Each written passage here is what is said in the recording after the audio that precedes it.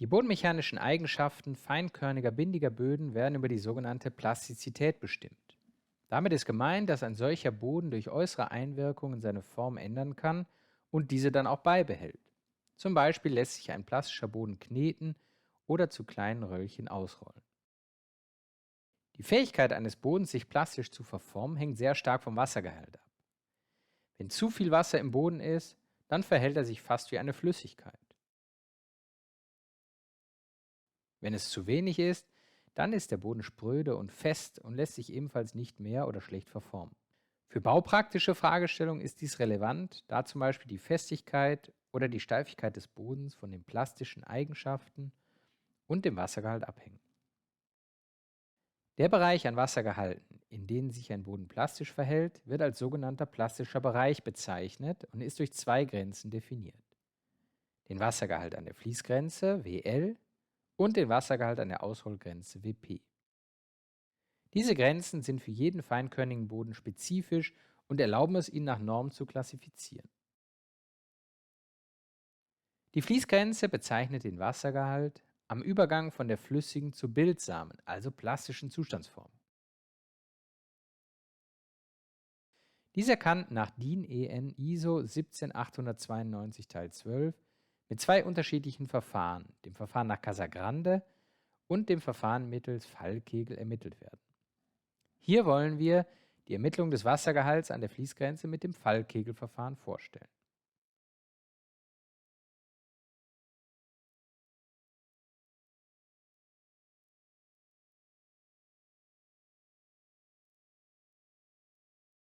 Zur Durchführung des Versuchs benötigt man die Fallkegel-Versuchseinrichtung. Diese besteht aus einem normierten Fallkegel aus Metall, der an einer senkrechten Führungsstange befestigt ist. Durch einen Auslöseknopf kann der Fallkegel aus seiner Lage gelöst werden, um in die vorbereitete Bodenprobe einzudringen. Es gibt zwei verschiedene Fallkegelausführungen, die für die Bestimmung der Fließgrenze je nach Bodenverhältnissen eingesetzt werden. In der einen Variante beträgt der Kegelspitzenwinkel 60 Grad und der Kegel besitzt eine Masse von 60 Gramm.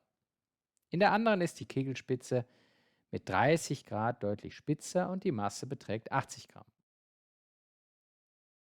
Zur Aufnahme der Bodenprobe kommt ein korrosionsbeständiger Probenbehälter mit genormten Abmessungen zum Einsatz. Außerdem werden eine Wegmessuhr zur Bestimmung der Eindringtiefe und eine Stoppuhr benötigt.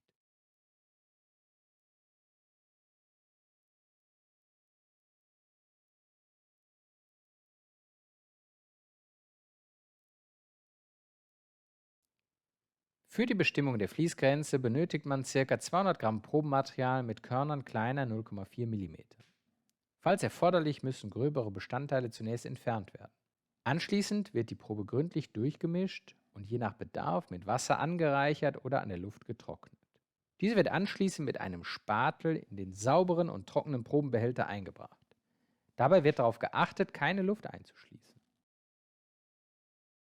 Überschüssiger Boden wird mit der geraden Kante des Spatels oder einem Lineal abgestreift, um eine glatte, ebene Oberfläche zu erzeugen.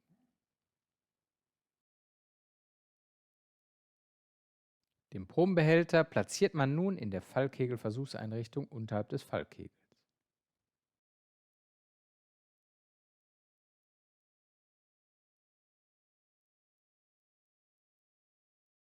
Der Fallkegel wird dabei so positioniert, dass sich die Spitze des Kegels gerade an der Oberfläche des Bodens befindet.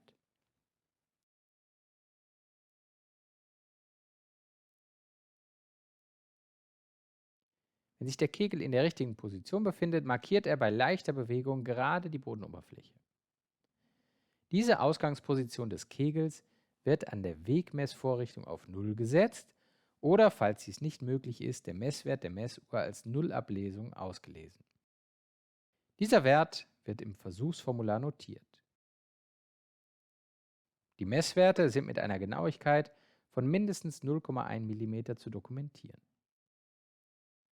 Der Fallkegel wird nun aus seiner festen Position gelöst und dringt in die Probe ein.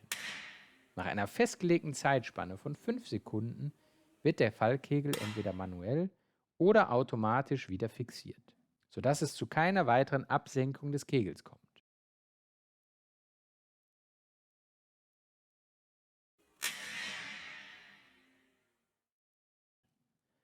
Das Maß der Eindringung wird an der Messvorrichtung abgelesen und notiert. Die Eindringtiefe des Kegels kann als Differenz zwischen der anfänglichen und der finalen Position des Kegelschafts berechnet werden. Dabei wird geprüft, ob die Eindringtiefe innerhalb des laut Norm zulässigen Eindringbereichs für den verwendeten Kegeltyp liegt. Falls die Eindringung außerhalb des zulässigen Bereichs liegt, wird die Bodenprobe mit einem neuen Wassergehalt aufbereitet oder der jeweils andere Kegeltyp verwendet. Wenn das der Fall ist, so wie hier in diesem Beispiel, wird der Kegel herausgehoben und vorsichtig gereinigt.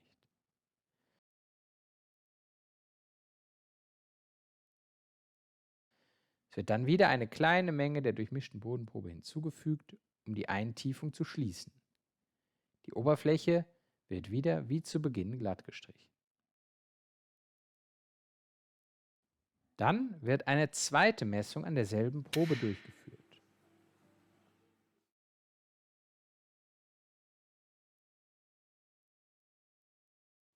Ist die Differenz zwischen diesen aufeinanderfolgenden Messungen kleiner als eine vorgeschriebene maximale Differenz, kann der Wassergehalt bestimmt werden. Für den 60 Gramm Kegel sind maximal 0,4 mm zugelassen.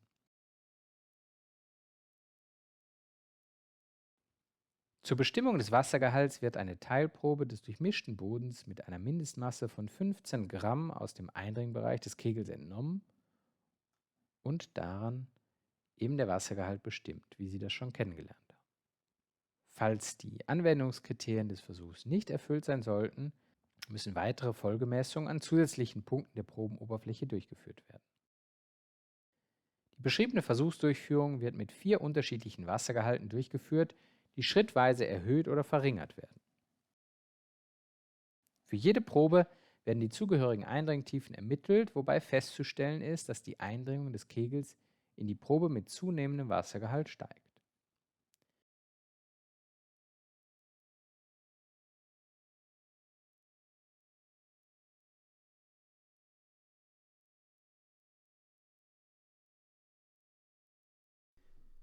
Zur Ermittlung des Wassergehalts an der Fließgrenze werden nun die Wertepaare Wassergehalt und mittlere Eindringtiefe benötigt.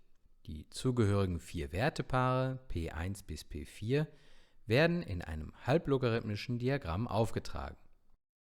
Bei Verwendung des leichteren Kegels von 60 Gramm wird ein Diagramm verwendet, bei dem die Wassergehalte auf der y-Achse auf einer linearen Skala und die Eindringtiefen des Kegels auf der x-Achse mit einer logarithmischen Skala aufgetragen sind.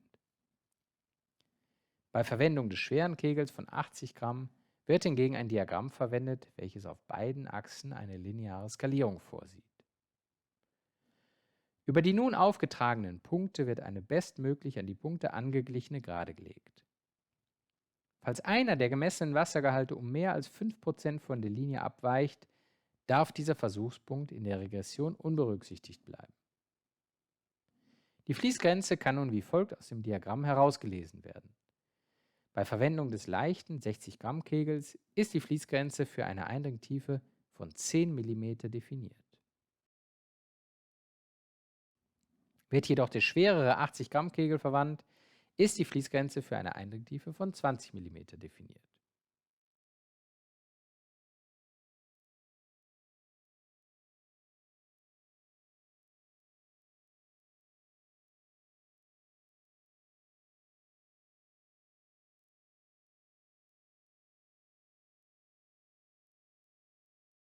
Schauen wir uns für die Auswertung mal die Untersuchung eines ausgeprägt plastischen Tons, TA, an, der mit dem 60 Gramm Konus untersucht wurde.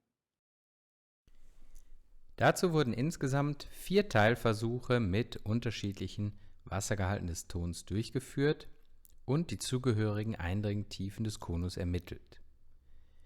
Wie Sie hier sehen, wurden je Teilversuch 2 einzelne Messungen mit erster und zweiter Ablesung durchgeführt und so die jeweilige Eindringung des Konus bestimmt. Bei der ersten Messung betrug die Eindringung 6,25 mm, das ist die Differenz aus 14,24 und 7,99 mm und bei der zweiten Messung betrug die Eindringung 6,37 mm als Differenz von 20,38 minus 14,01 mm. Da diese Eindringung bei den beiden Messungen weniger als 0,4 mm betragen, hier in diesem Fall nämlich 0,12, ist diese Messung verwertbar. Die mittlere Eindringung für diesen ersten Teilversuch betrug dementsprechend 6,31 mm. Beim zweiten Teilversuch ergab sich ein Wertepaar von 9,95 mm Eindringung für ein Wassergehalt von 52,42%. Beim dritten Teilversuch eine mittlere Eindringung von 12,14 mm für ein Wassergehalt von 55,59%. Und beim vierten Teilversuch eine mittlere Eindringung von 14,88 mm für ein Wassergehalt von 62,56%. Diese 4 Punkte werden jetzt ins zugehörige Diagramm eingetragen. Und zwar, da der 60 Gramm Konus verwendet wurde, hier mit einer linearen Skala auf der y-Achse und einer logarithmischen Skala auf der x-Achse. Die Ausgleichsgrade wird jetzt durch diese 4 Punkte gezogen und bei 10 mm Eindringung der zugehörige Wassergehalt abgelesen. Dieser beträgt in diesem Fall 53,8%.